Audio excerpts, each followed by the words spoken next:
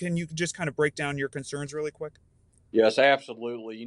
Ironically, we've been talking about the curve here the last couple of weeks, and I'm afraid we're not going to see the domestic violence report curve until after the COVID situation is over.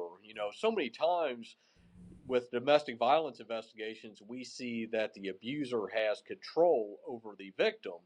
And when I mean control, many times the victim is isolated and they simply can't get away from their abuser. And many times when they can get away from their abuser is when the abuser has to go to work for a couple hours here or there.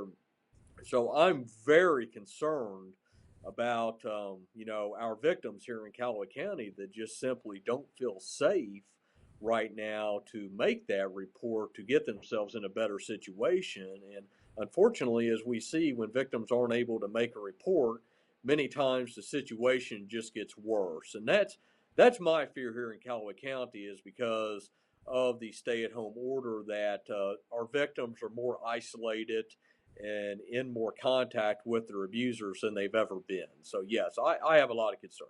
And last question: what should people do if people might be scared?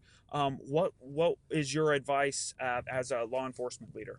Absolutely. We realize that victims have very limited opportunity, and I can give you a case specific example from just last night here in Callaway County, where we worked a domestic violence investigation that ended up being a felony level investigation because the victim was able to find just enough time, literally seconds, to send a text message to a second person.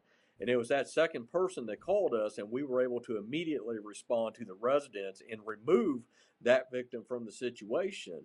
And then once we removed that victim, then she felt much more safe being able to explain what had been occurring in the abuse she had suffered. So again, it just 10 seconds, a 10-second text message last night here in Callaway County saved a victim of abuse.